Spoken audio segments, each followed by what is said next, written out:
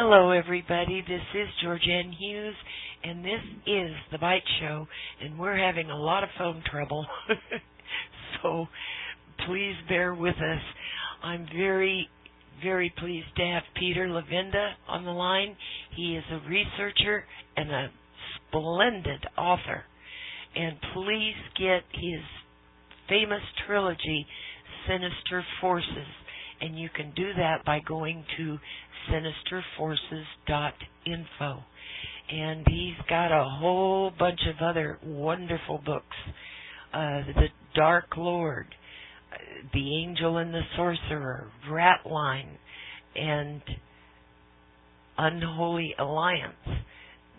Just a whole plethora of information. And Peter does document his writing just splendidly. Hi, Peter. Hi, GeorgeAnn. Let's see if we can do this. Yeah. I wanted to ask you, there seems to be more and more information coming out about Mars and the moon and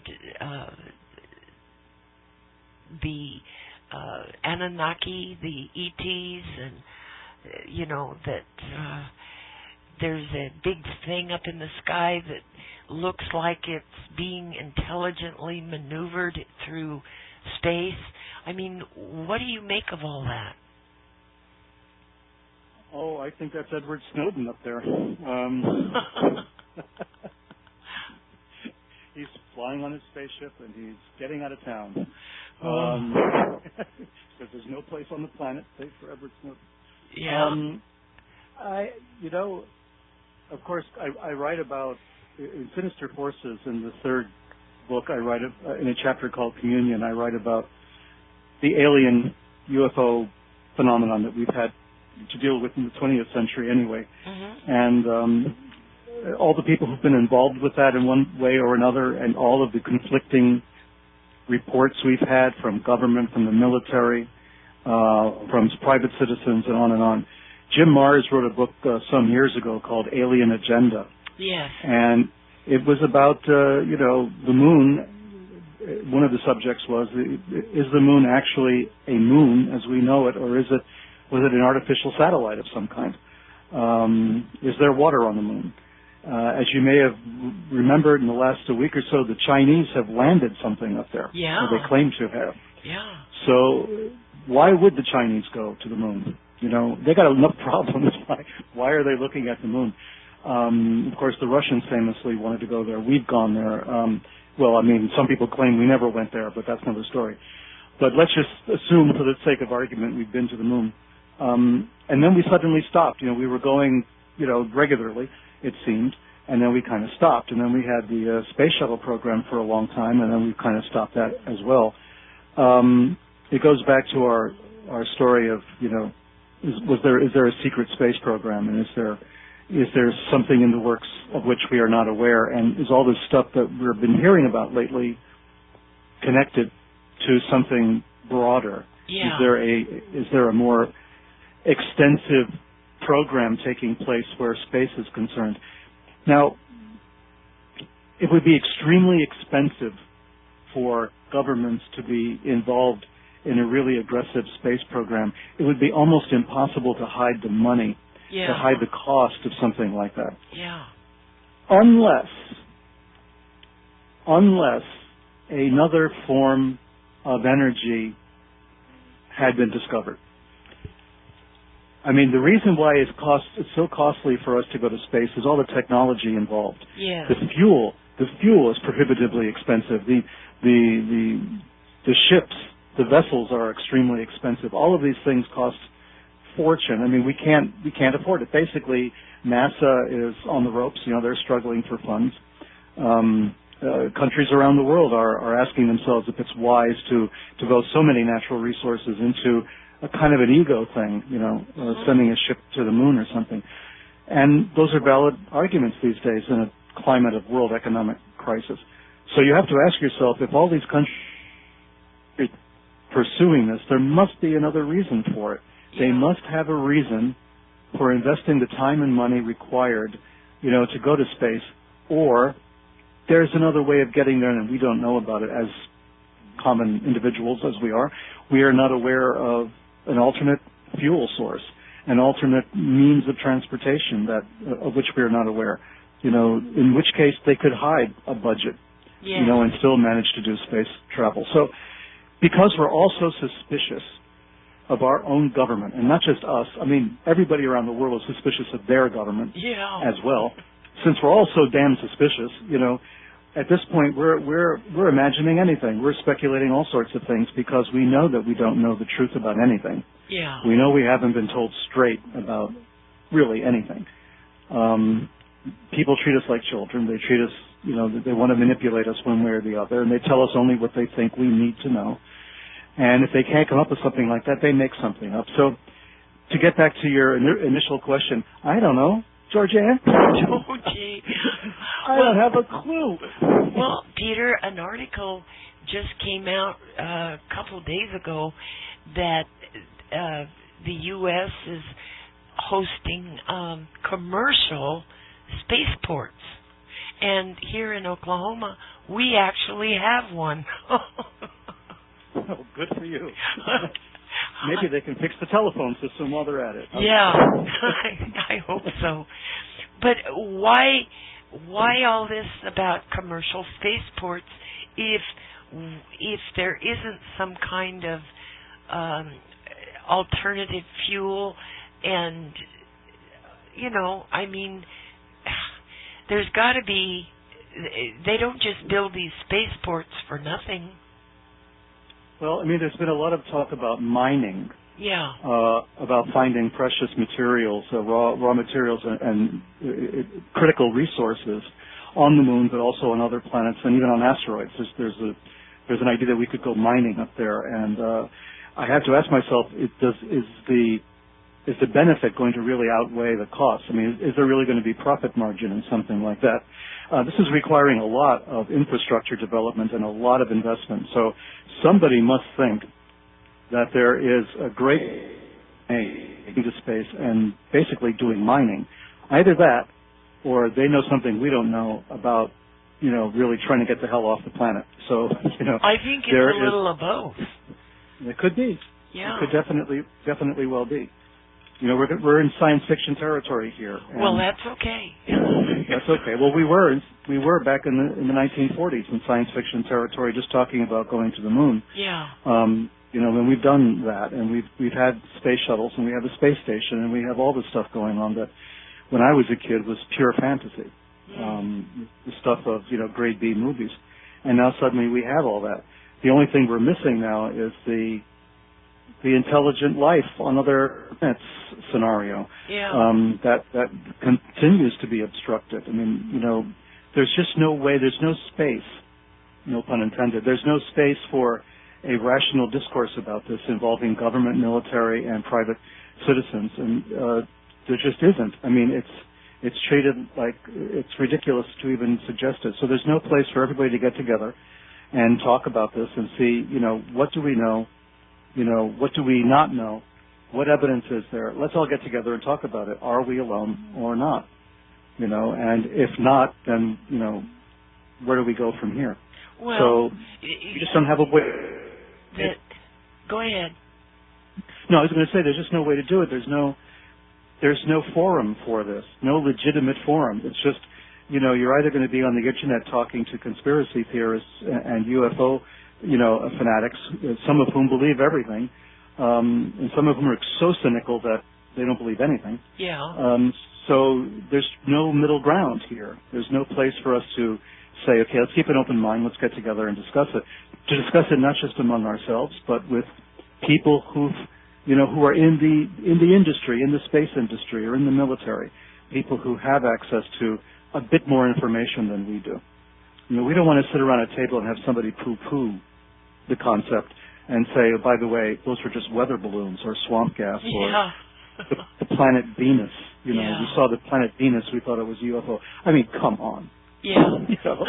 I mean, I am not a scientist, okay, but I lived all over the country. I've lived in cities and I've lived in the country. There's no way I'm going to mistake the planet Venus for a UFO. Right. It's just not going to happen, okay? And you can't tell that Jimmy Carter, saw the planet Venus. Okay, it just come on, just get real. Okay, but I mean that's what scientists do. They make us feel very small and they make us feel very ignorant. And you know the military comes out and does the same thing. But in Sinister Forces, I gave a list of people, just a random list of people who assured us that UFOs, intelligently piloted spacecraft, not of earthly origin, do exist. And those people rank from, you know, non-commissioned officers and privates in the military all the way up to generals and general staff. I mean, everybody, there's something for everyone there. Every level of our military have had witnesses who have come out and say, yes, these were piloted spacecraft. This was not swamp gas and weather balloons and the planet Venus. So we know that these people, there are very legitimate, very impeccable witnesses who come forward to discuss this. Since we are not capable of being witnesses, since you and I are totally incapable of that because we haven't been trained by, you know, by the military who trains people to, you know, identify UFOs, I guess. I don't know. None of it makes any sense. But since we can't, you know, let's go look at the people who have come forward, who have said, yes, there's something to it. And my goodness, there's a lot of people. And if you look at, you know, the communion chapter in Sinister Forces, you'll see. We've lost people. People have died because of this. Yes. People have been dying since 1947 at least, when it comes to the UFO investigations. More like murdered. Well, yeah. I mean, murdered in the case, for instance, the Maury Island affair, the very beginning of the 20th century, you know, UFO age, was, you know, Maury Island up there in the Pacific Northwest, and a couple of guys are hanging out in their boat, and they claimed that a UFO crashed or exploded or something over them, and the debris rained down on top of them and killed their dog. Oh my gosh. And then, so the Army Air Force, at that time there was no regular Air Force, I guess, the Army Air Force sent out 2 officers to talk to these guys. And these guys, you know, were there. They insisted on their story.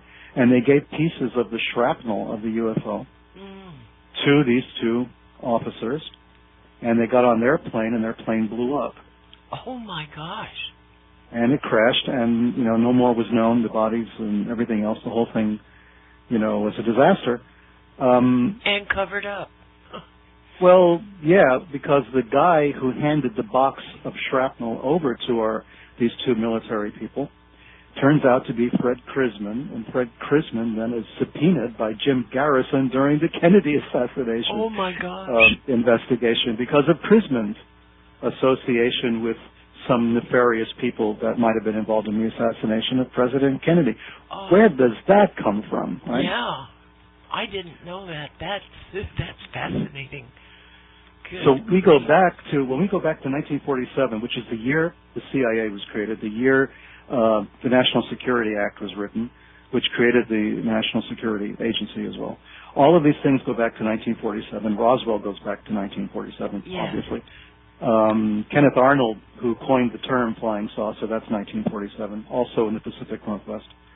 And we have one of the other people, the FBI was aggressively investigating UFO phenomena in the 1940s and 1950s. And reports on UFOs were going directly back to Hoover.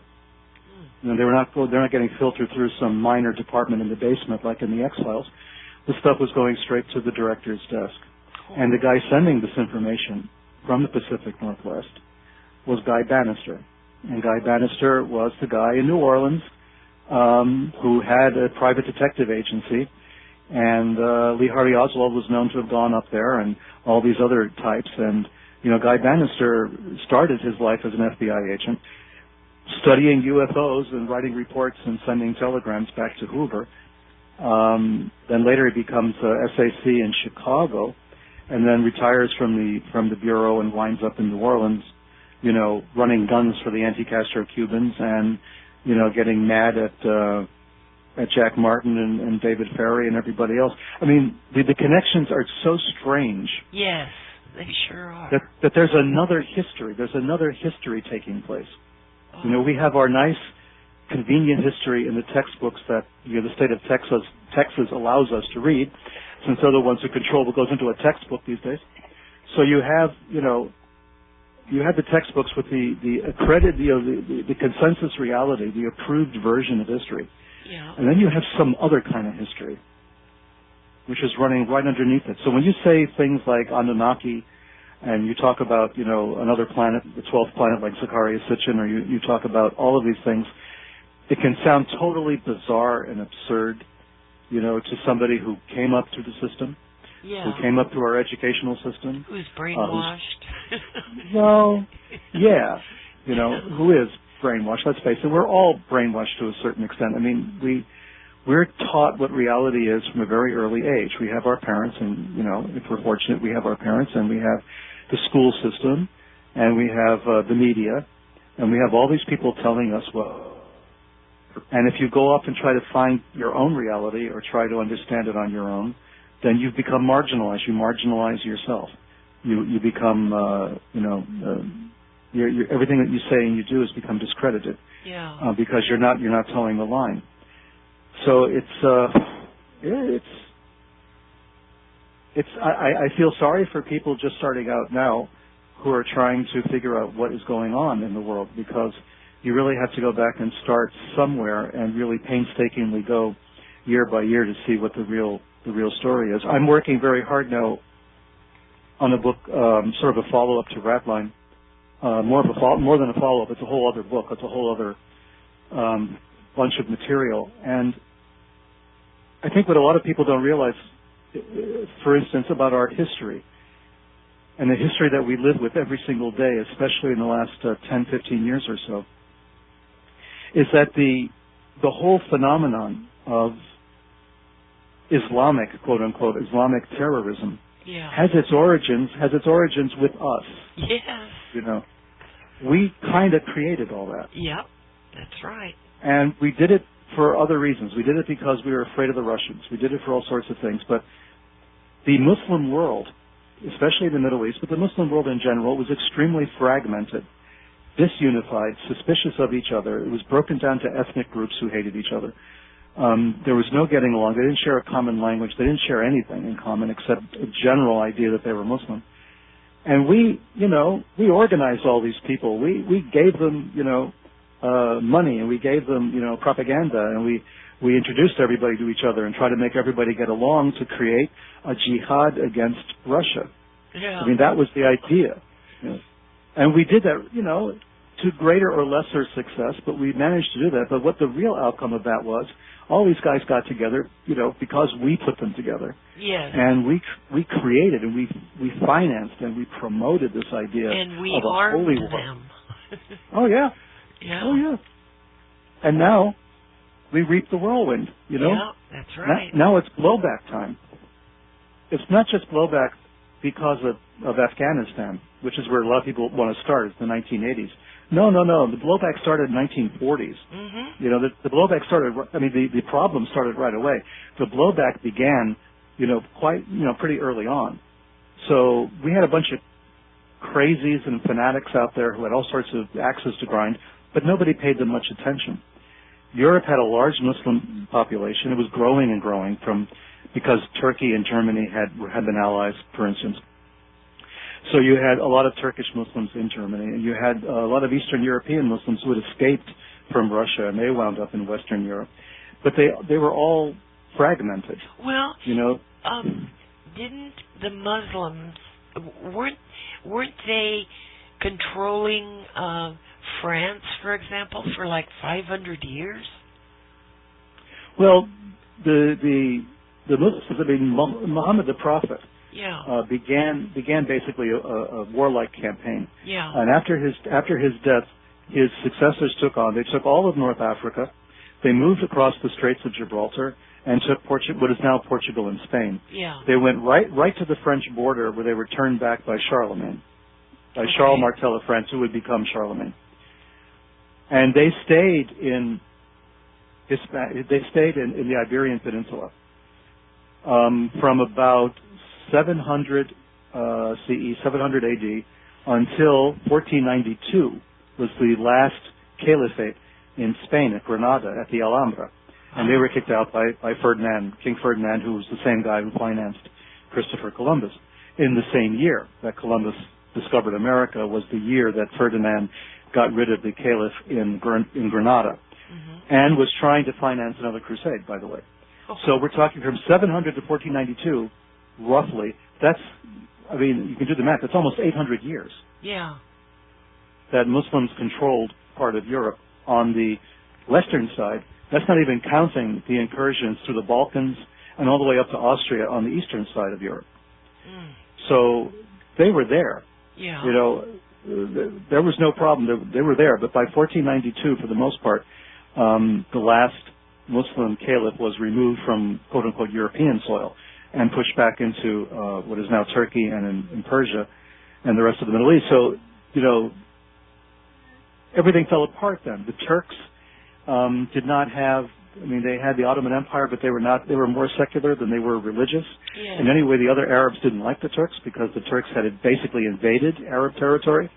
The Turks are not Arabs ethnically. They don't speak the same language. They don't have the same background.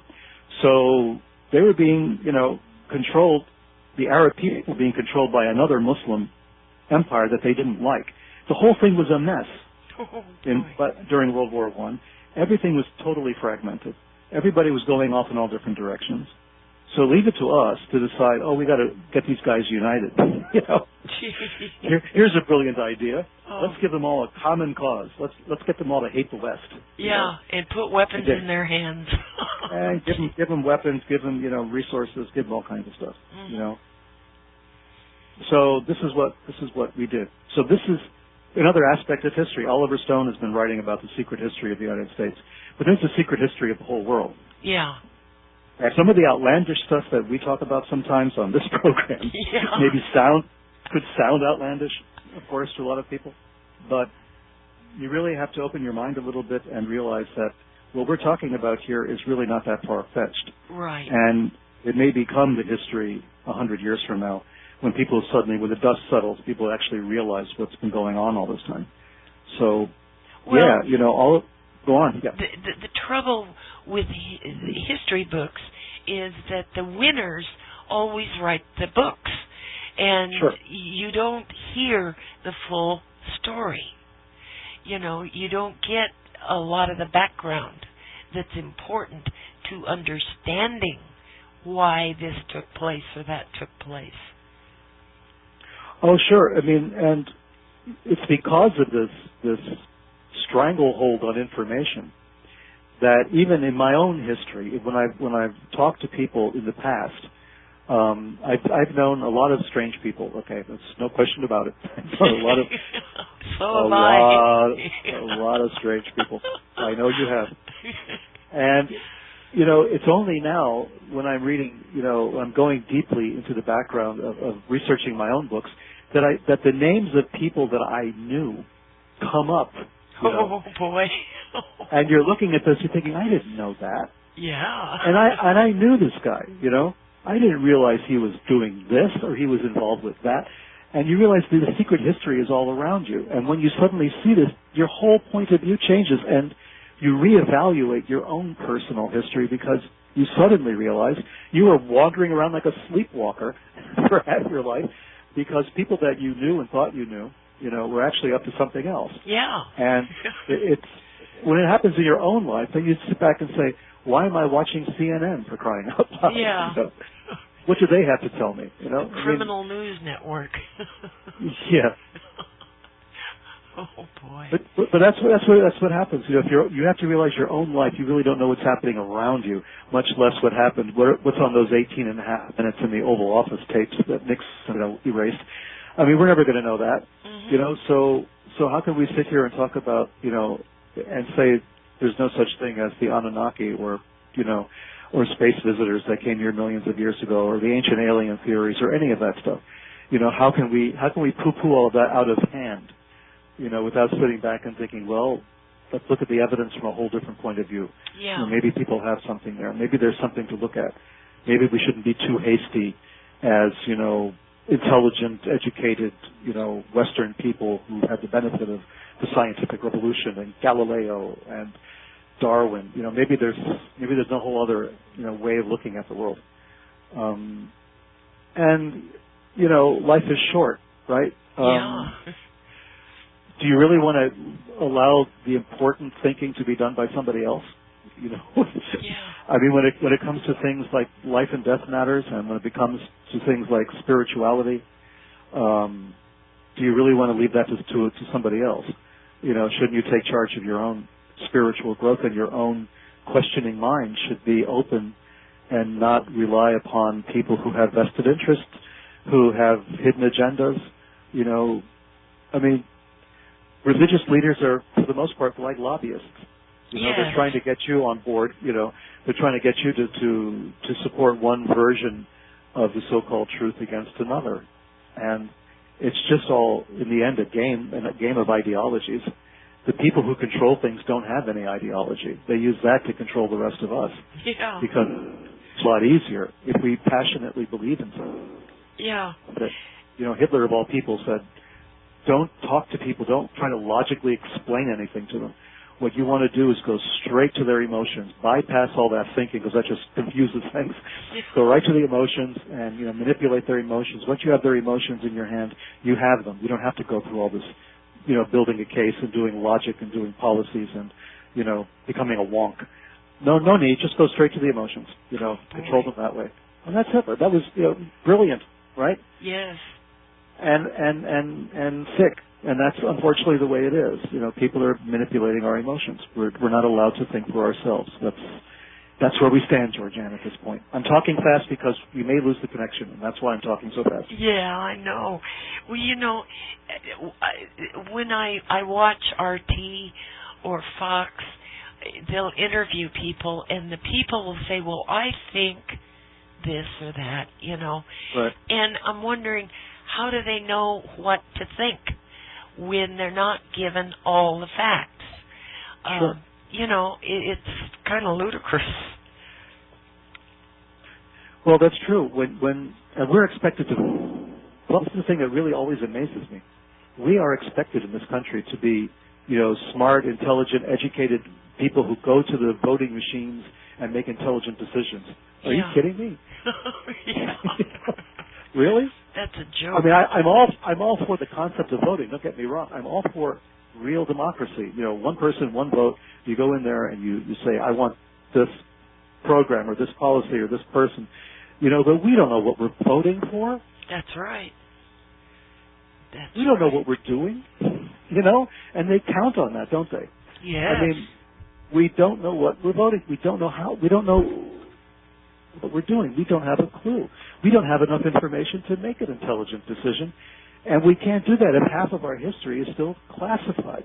Yeah. Sitting in a vault someplace. How can we make these decisions? Well, Peter, like here recently, Veterans Today released some articles. Gordon Duff wrote an article about 9/11 and this redacted document that had been released, and the senators are screaming that they want all the redacted part to be undone. They want to know the truth.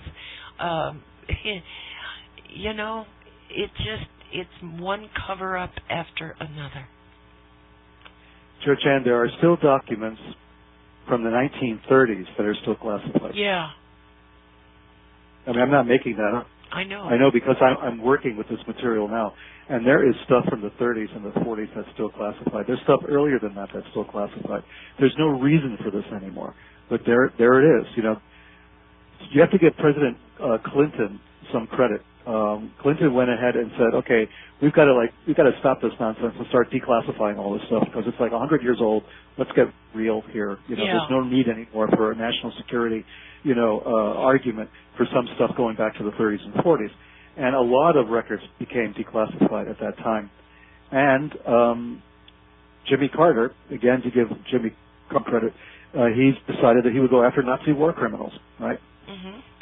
And established the OSI, the Office of Special Investigations, the Justice Department, and said, let's do that. And he was extremely roundly criticized by everybody in the opposing party, and they tried to obstruct him in every way possible. When you try to do this, when you try to get the truth out, when you try to do something that's really not going to benefit you personally, but it's just going to be the right thing to do, you'll be surprised how many people stand in your way and try to stop you from doing it. Oh, yeah. And a lot of times it's just because they can. Right. You know? Sure. Yeah, they can't really give a good reason. Yeah. You know? Why shouldn't we go after Nazi war criminals? Well, there was a reason, as it turned out, and one of the reasons was, well, we kind of protected some of them. Yeah. Right? Yeah. We were kind of deeply involved in that program. Yeah. And of course they didn't want the OSI to dig up too many traces. Let's find a couple of harmless old Nazis that we can talk about. But, you know, some of the other ones, we don't really want to go there. Yeah, you know? the big ones, yeah. The big ones, no, we don't want to go there. And we didn't go after them. We didn't go after the networks in those days. We didn't go after the Nazi underground when we could have, when we should have. And because of that, we are now stuck, confronted with another kind of political underground, terrorist networks themselves, that, you know, we're unprepared to deal with. Yeah. Because we never went after them initially. These cells and these people, the organizations, the ideologies, all have their roots back in the 1940s and even earlier. And because we didn't do anything to disrupt those networks at that time, to disrupt their financing, to disrupt their propaganda systems, to disrupt their system of arranging cells and lone wolves in various countries and all of this, because we didn't go after it, now we're stuck dealing with it now. We're stuck trying to, you know, reinvent the wheel, go back to square one, and figure out how this stuff is done. Well, you know, and Peter, do you think it's because we have decided, they can be useful to us, is the reason that we don't go after them? Well, we didn't go after the Nazis because, of course, they were useful to us in fighting communism. Yeah. Because we had this rabid thing about communism. Communism was the world's evil, right? Mm-hmm. The axis of evil, as you know, the empire, the evil empire, as Reagan called it. Axis of evil was Bush. So we have the evil empire, you know, which was the Soviet Union, and we glorified them basically. We romanticized their Darth Vader-like, you know, attributes to the point where no matter what we did, it was okay. And if we had to bring in Nazis who were war criminals, who had the blood of hundreds or thousands or millions on their hands, if these are people who had done heinous things during the war, it didn't matter because they're anti-communist and we're going to use them that way. And it wasn't just us. It was the British. Yeah, it was the French. You know, it was the Catholic Church, you know, putting their resources behind all this. It was even some of the evangelical organizations helping them escape as well, as I found out in the last year or so. There's been a lot of people who just got on board saying, well, we're going to fight communists. Communists are worse than Nazis because communists are atheists and Nazis, well, they're pagans or they're occultists or they're crypto something. We don't care, but at least they're not atheists. Yeah. And so we're going to use these guys and we're going to get in bed together, you know, and that's what happened. And it began from there. And then we threw in some Islamic groups too along the way because they were in the ethnic areas that Russia had claimed, Azerbaijan, for instance, in all the regions like Uzbekistan and Kazakhstan and all the stands, were Muslim territories, which the Russians wanted as their territory, the same way China wanted Tibet. The Russians claimed these, you know, Central Asian countries as their territory, which means that they got a whole bunch of Muslims within their territory. And we thought, well, hey, we can use them to fight the communists. Let's, you know, throw our resources behind them. And the Nazis were only too happy. Nazis who were very pro-Muslim during World War II, and some who converted to Islam after the war and continued the fight. You know, even after they had converted, they didn't convert and become pious. They converted and became even worse. So we're talking about a system that we don't realize. The American people don't realize it. The European people don't realize it. Latin American people don't realize it.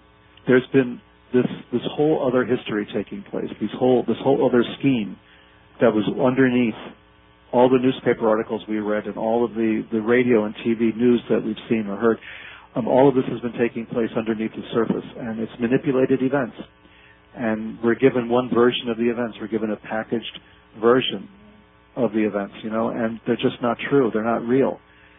And nobody's held accountable for any of this, but forget that aspect of the story. That's never going to happen.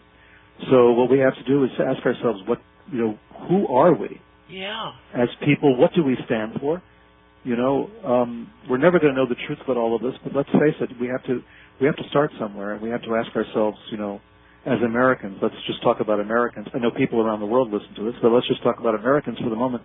As Americans, where do we stand? And what do we stand for? Do we stand for and support a government that supports genocide? It's horrific. Sure, we have to make a decision, and we can't have these knee-jerk decisions that, they hate us for our liberty, they hate us for our freedom. All those pathetic arguments that we heard from, who, after 9/11 and all this stuff, because they don't. I mean, I've traveled around the world long before 9/11. Me too. I know why they hate us. It's got nothing to do with our freedoms and our liberties. Okay, it's because we run around kicking, we're bullies at the beach, kicking sand in everybody's face. That's why they hate us. That's right. So and we do a lot of good around the world. Let's be honest, we do. But the problem is the evil that we do, lives after them. The good is often interred with their bones, as Shakespeare said in Julius Caesar. The evil that we do lives after us. Everybody will remember the bad stuff. They won't remember the good stuff. So we got to keep the bad stuff down to a minimum. We got to get a handle on that bad stuff. Yeah. It doesn't matter how many helicopters we send to rescue people from a flood or a tsunami or something. We have to do more. We have to do no harm. As the Hippocratic Oath would tell us, we have to start somewhere and come up with a rationale for dealing with all this. I listen to a lot of talk radio if I'm driving, and what I'm hearing makes me nauseous. Not just the passion, not just the vitriol, the disgusting terminology that's being used, but what disgusts me even more is the ignorance. Yes, I agree with you, Peter. And it's just terrible. We have to know more. It's our job as Americans. We have to know more. We have to figure this out a little better and not rely upon the standard, forms of information. We have got to start researching, thinking for ourselves, and develop our own spirituality too. I don't want to sound too wimpy about this, but we've surrendered most of our spiritual future to organized groups, to churches and people who tell us how to think and how to believe and tell us, have faith and, don't question. We have to question. We're people. This is our job. That's right. We're here to question. We're here to ask the hard questions. We're here to try to find out. And so we got to do this. We got to do it for ourselves. We have to do it for our progeny. We have to do it for each other. We have to figure this thing out because the governments are not helping us. Well, this country always needs a new boogeyman. And unfortunately now, the boogeyman is Muslims. And, sure. I've known lots of Muslims, and I'm sure you have too. Sure. They're not scary people. They want to go to work, come home, be with their family, go to sleep, get up the next day, go to work, come home. They're no different than a typical American family in their desires and what they want for their family. There's bad eggs, but we've got them in the Christian religion too. So I don't see... No, we don't have any bad eggs in the Christian. Catholic priests? You're not referring to Catholic priests by any chance, are you? Yeah. You didn't let that slide. No. This is true. This is a thing that we never hear on the kind of talk radio that comes around where, every person is a Muslim, is a jihadi who's out there to kill and maim and, put Sharia law in. All this stuff that you hear it's based on ignorance. It's based on a very superficial reading of events, and nobody knows, and it makes for good, sound bites, people screaming about, there's going to be a caliph, in the United States. Oh, gee. It's just not, we're not able to do it under any circumstances, right?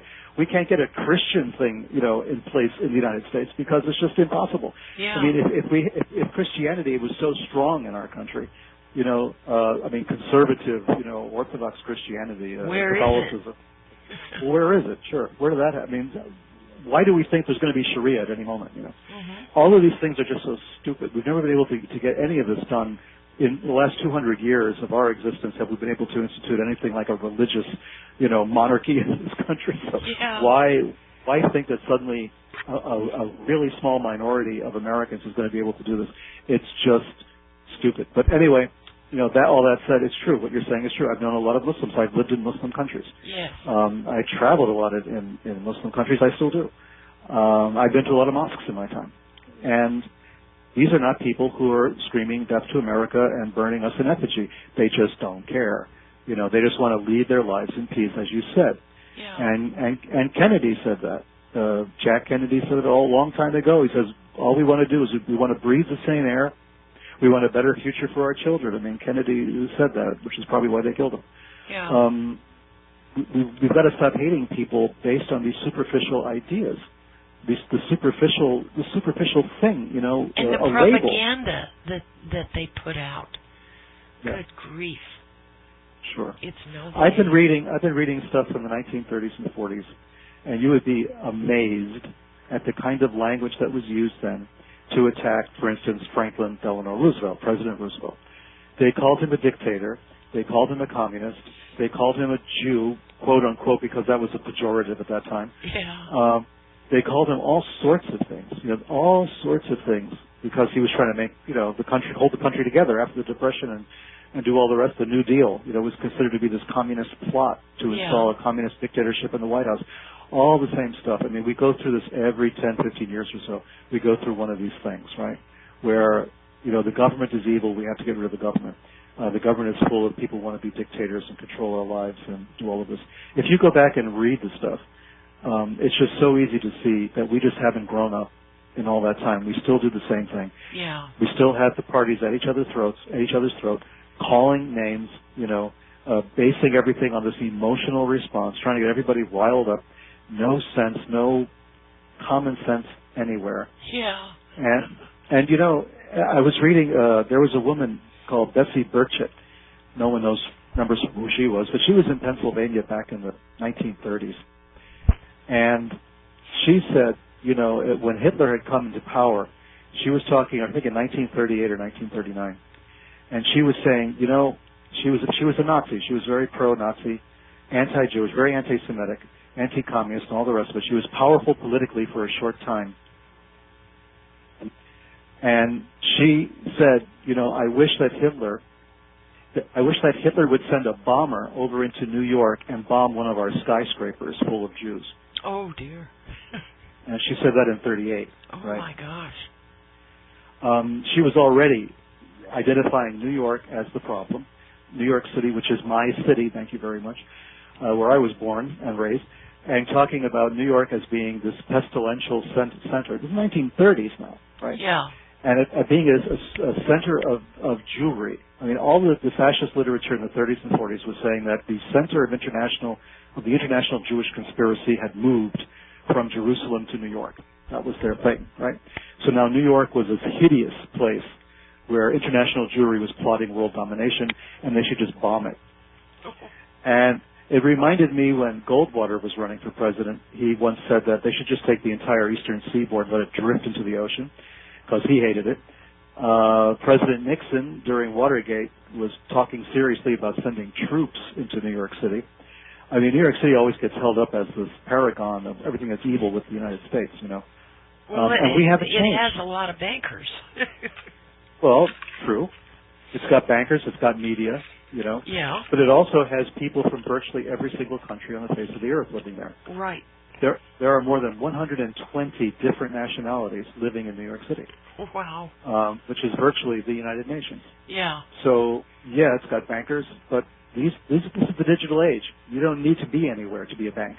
It's all electrons now. It's all on the internet. So talking about bankers is kind of old school now, you know. Yeah. And talking about the media, talking about Madison Avenue. Nobody talks about Madison Avenue anymore. You know, that's gone. That's history too. You know, there's buildings there and it's nice, but the real power is in the cloud. You know, so this is what's happening now to hold up one city or any one geographic location, whether it's New York City, whether it's Baghdad, you know, or Peshawar, or Kandahar, or any of these places as the source of all evil is wrong. We have to now be aware that the evil, as well as the good, is floating all around us. That brings up something. You know the Rohingyas? Yep. They are being literally sold in cages, taken into certain areas of Thailand and sold.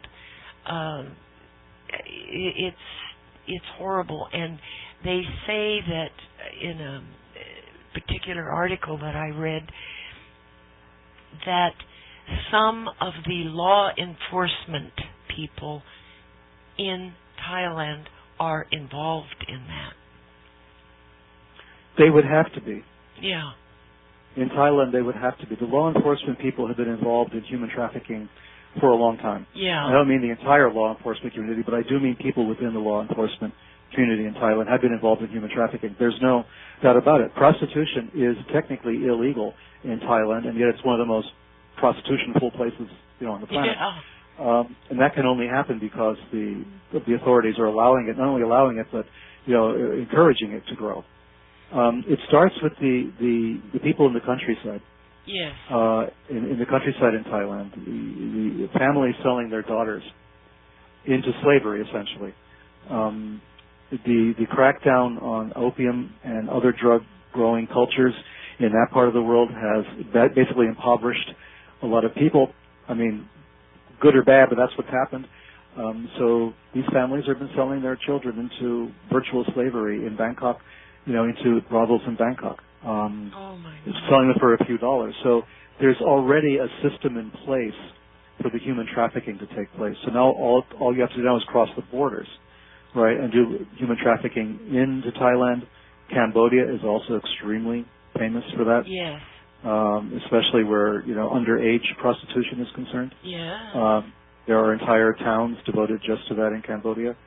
So the infrastructure is there for moving people across borders for prostitution or just for indentured servitude, for slavery, for slave labor. Yeah, there was a influential businessman in Los Angeles who made travel arrangements to go to, I think it was Cambodia, and the arrangement was for him to have sex with a 2-month-old baby. And fortunately, the FBI got wind, and I don't know what happened to the man, but I mean, that's just hideous. Well, it is, and you can imagine this guy one day saying, I want the government out of my private life. Yeah. I've been hearing that so much I'm ready to throw up. But anyway, we draw the line, right? There's some place where you have to draw the line. I mean, it beggars the imagination. How could anybody really want to have sex with an infant? I mean, yeah. What is that? You know? Well, there was a case of that in New Mexico, in Las Cruces.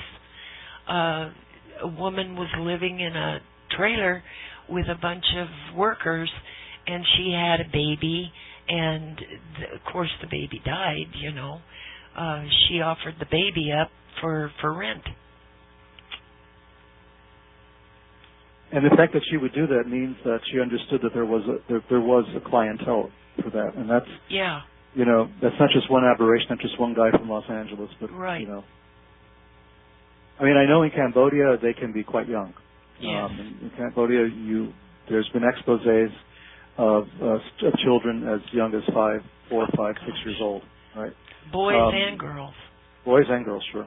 You know, I mean, it's a pedophile's paradise for either, you know, preference. So I mean, and they've tried to crack down. They have done, you know, a bit, especially where, you know, foreigners are concerned, but not nearly enough. I mean, there's too much corruption involved.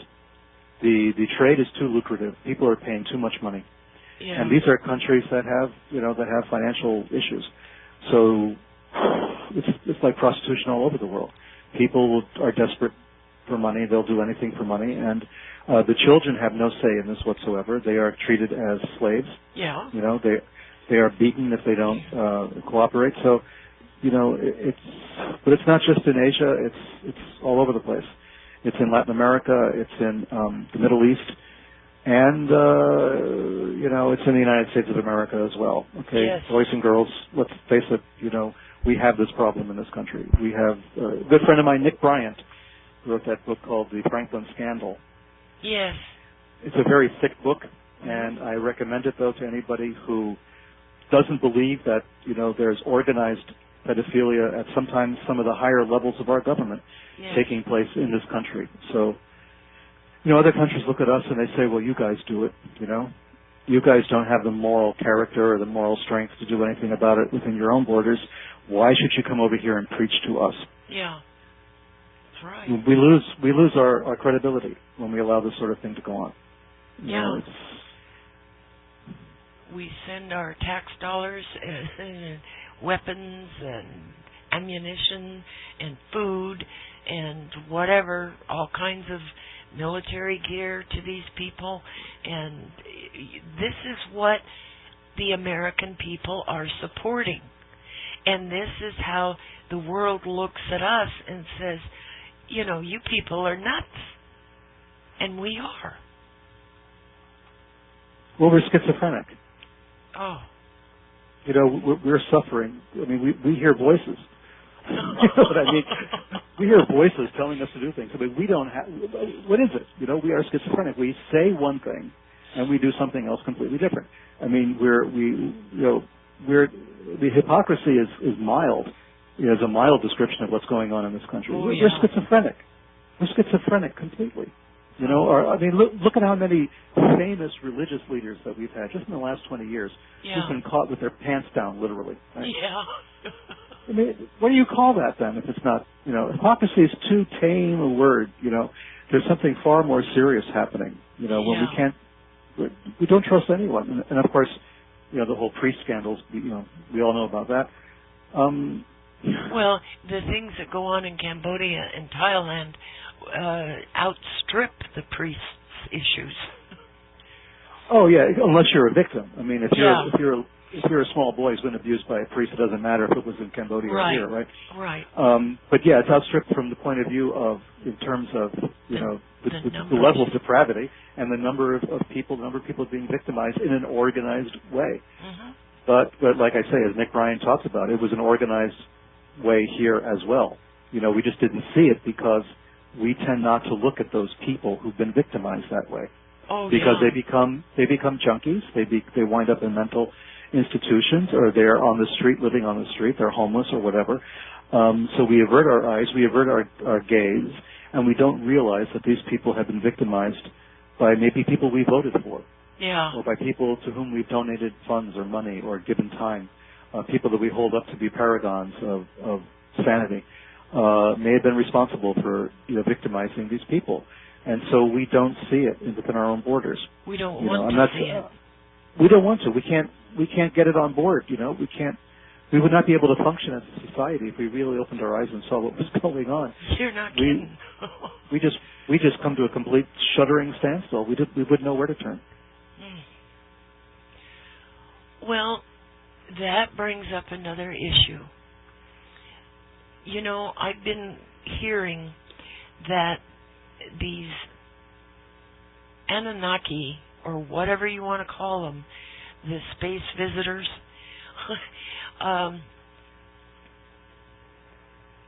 are indeed coming here. And when they get here, they're not going to like what they find. Some of them have already been here and have been here for a long, long time. I mean, look at how they shut down the nuclear facilities. You know, it's really strange to think that they would not allow us to destroy ourselves, and yet look at Fukushima. Look at they're going to be dumping all of the Syrian gas, which is hundreds of tons of Syrian gas in sarin gas in the ocean. I bet the fish are going to love that. You know, it's just nuts. And Peter, you know, they're setting up these roadblocks, and they're taking DNA samples from people. And I think that they are looking for mutations in the human genome. There's really no other reason why they'd want to do that. Take blood and mouth swabs, DNA. It's just... Well, we know that all these things are taking place. They're all going on. And the problem is we look at these things as if they're isolated. Yeah. You know, we don't see any connective tissue. Yeah. So we know that this has been going on, the whole roadblock DNA thing. It supposedly is voluntary, but nobody feels voluntary when they see a couple of cops standing next to your car asking to take a swab, right? Yeah. You got to have some stones to stand up to somebody with a gun and say, "No, I don't think so." Yeah. So the intimidation factor is there. So they are collecting people who maybe are not thinking about it. They're totally shocked that they're being asked to do it, and they go along with it. Mm-hmm. So this is taking place over here in this one location, right? And there's other stuff taking place over there. And there's your spaceports in Oklahoma, you know, or there's other things happening all different places around the country. And they all appear to be little isolated, bizarre things that are taking place. But as I pointed out, for instance, in Sinister Forces, all these little weird isolated things, they're connected. Yeah, they are. You know, there's a rhyme and a reason to it. If you look hard enough, you will find a handful of people keep showing up, you know, as being involved with everything. And then you have to start asking yourself, well, why are these people or these agencies, you know, involved in this? What's to benefit? How do they benefit from being involved in all of these things? Mm-hmm. So you have your spaceport thing on the one hand, and you have your DNA sample, you know, collection on the other. You have all kinds of stuff going on with the government, without the government, against the government, whatever you want to call it. All different groups, all different agendas. They all seem very disparate. They all seem very disconnected, contradictory, whatever have you. But there seems to be underneath it, if we stand back, we can see the outline of some kind of overall plan. Yeah. And that's why people get nervous about, you know, as you mentioned, Anunnaki or space visitors or something. I mean, that seems to be, you know, one way of explaining all this, doesn't it? It seems to be one way of answering it, especially because the whole UFO thing seems to have died down for some reason. Even though they keep promising us there's going to be a full disclosure, you know. We have people coming out saying, oh, yes, next year the government's going to tell us all about it, and then suddenly the whole story dies and we don't hear anything more. Well, Mexico is disclosing everything. Yep. Even Russia has been disclosing a lot. Yes. China is kind of disclosing a bit here and there, and some of the stuff they're disclosing is off the wall. I remember living overseas and you know, seeing it on the news, you know, seeing UFOs, you know, well, guess what? There's a UFO over this town, you know, and it's on like the regular news in the whole country. In a censored country where they censor the news, you can sit there and watch, you know, a film footage of a cigar-shaped UFO hovering over a small town in Malaysia. And you're thinking, what the hell is going on? Well, Peter, is it true that the NASA films from the Apollo mission were given to the Japanese to correct and take out things in those films? And because the Japanese released a film a couple of years ago about the moon, and it clearly clearly shows structures that are not natural structures on the moon. Mm-hmm. Yeah, I heard rumors about that. I don't know how good the film, I don't know what the provenance of that film really is. We have to be careful because we've been fooled before, you know. Yeah. So I'm hesitant to go 100% and say, oh yeah, that's real. But I've heard about it. People have told me about this and brought it to my attention, and I don't know what to make of it yet. You know, I'm looking for some more corroboration from somewhere to say, but who's going to admit there's structures on the moon at this point? You know? Yeah. I mean, who's going to come forward and say that? You know, it could be the Chinese will do it. You know, the Chinese don't care, right? They'll just say, yeah, there's a building here. You know, it's takeout. I don't know. It's you know, it's a pizza place. I don't know. Anything is possible at this point. Anything is possible. I would not be surprised by anything. I've been surprised by so much in the last, I won't say how many decades of my life. I've been surprised by so many things. I've been shocked by so many revelations that have taken place in my lifetime. I just can't get shocked anymore. So, you know, if an alien winds up in the White House, you know, and starts making a speech about all we all have to, I don't know, get dental care or something, I wouldn't be surprised. I mean, you know, I would be maybe annoyed, but I wouldn't necessarily be surprised. I really wouldn't. I mean, at this point, how many things do we have to go through? We've gone through assassinations. We've gone through wars that didn't make sense. Right. We've gone through presidents spying on us.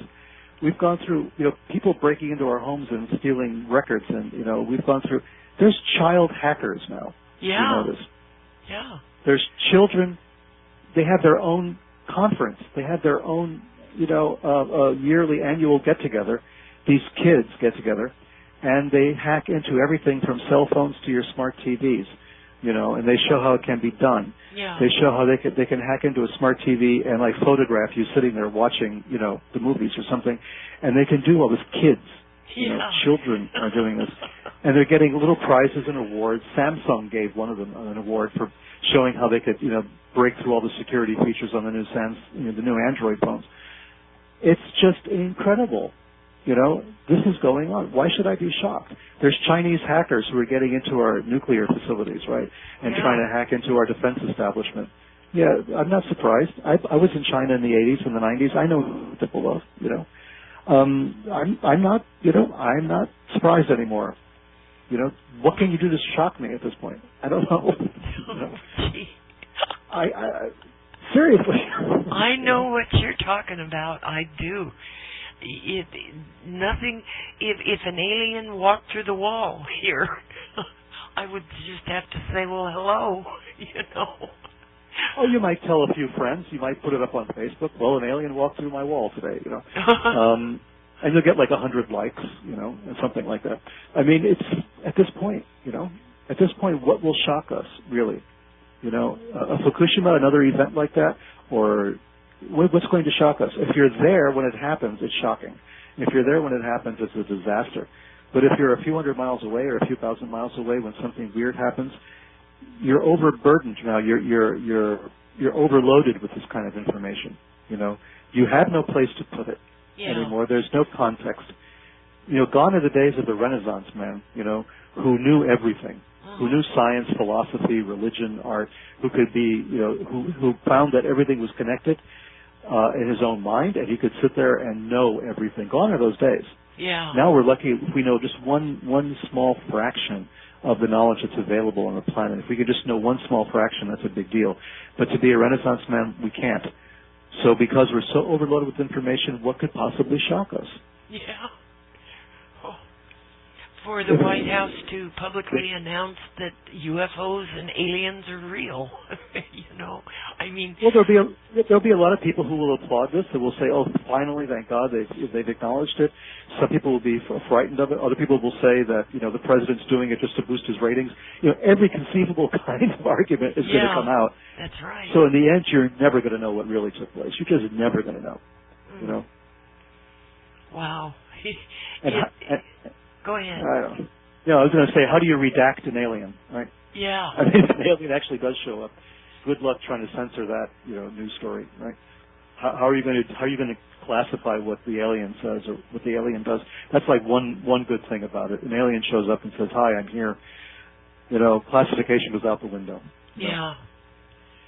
Well, that's a good thing. There's speculation going about that because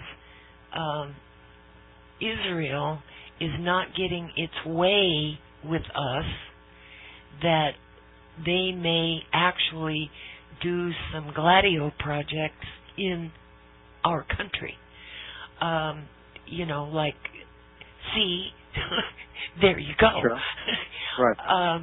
And this is a very serious concern.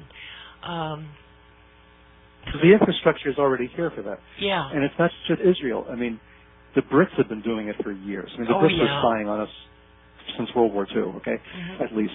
Everybody spies on everybody else. So we focus on one, group at a time.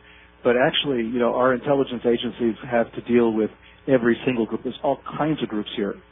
Talking about gladio projects, there's all kinds of those things, I mean, there's still Russian spies here, living underground. I mean, there's all sorts of things happening in this country, for sure. No, I know Israel is,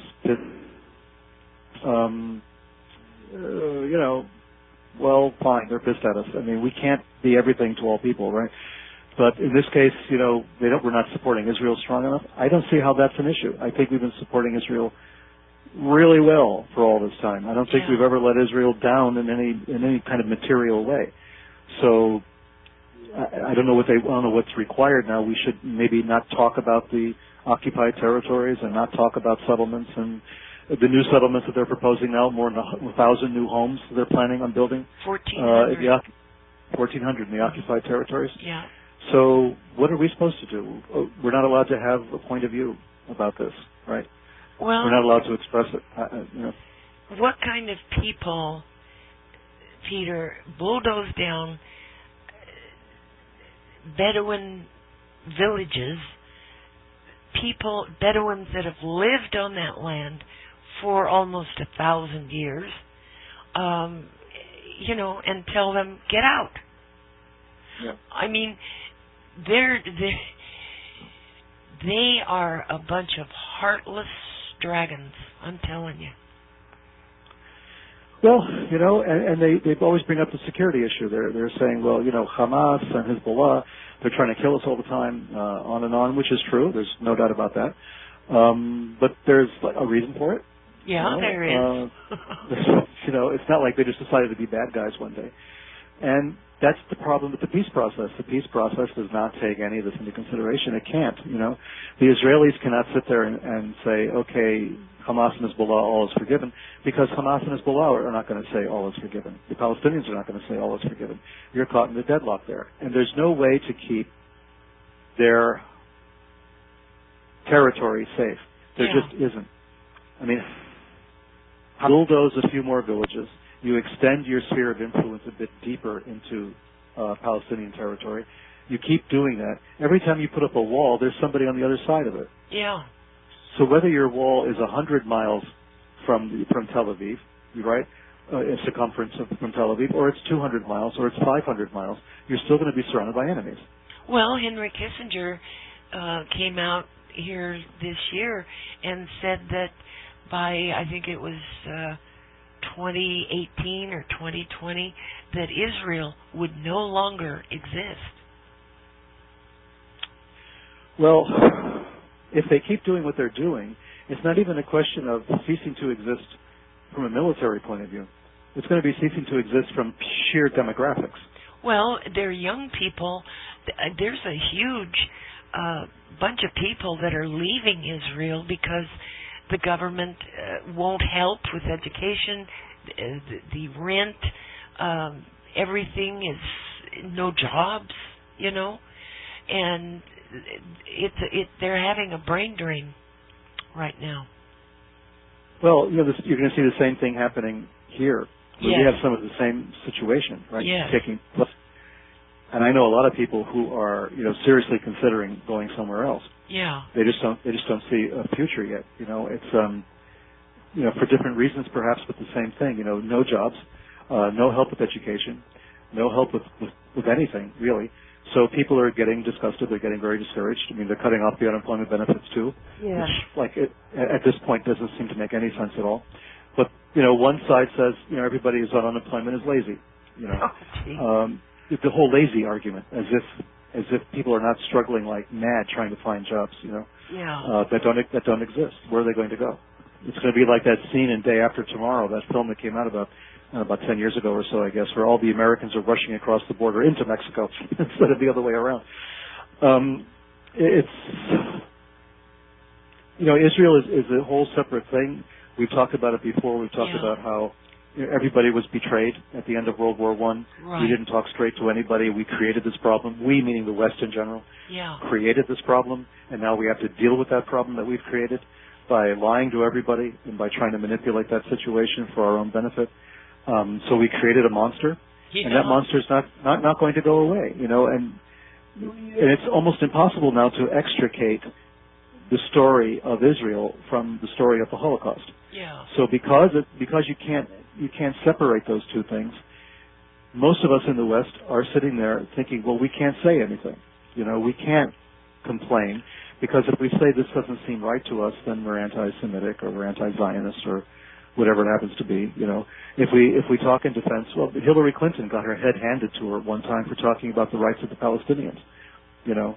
And she was jumped all over on because she had the temerity to say that Palestinians have rights. Well, they do.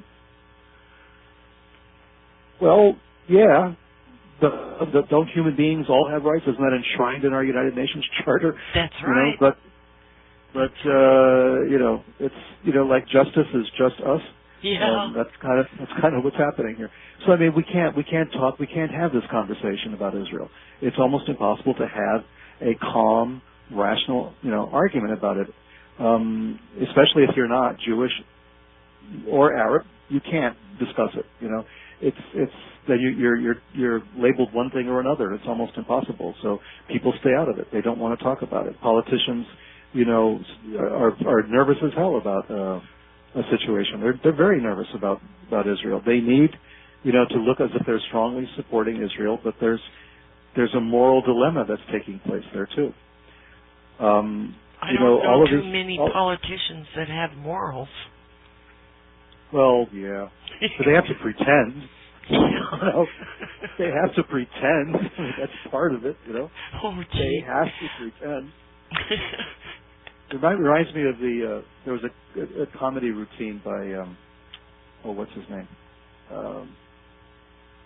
The comedian, last name is Black, and I'm spacing on his first name, where he talks about weapons of mass destruction, and how when we invaded Iraq, we didn't find any.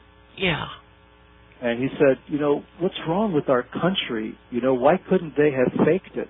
Why couldn't they have strapped a rocket onto a camel, and said, there it is, He says, we're used to being lied to. We're comfortable with that. Just lie to us and say we found the weapons of mass destruction, Oh, boy. And it's the same thing. Lie to us, Yes, you have no morals. We know you're amoral.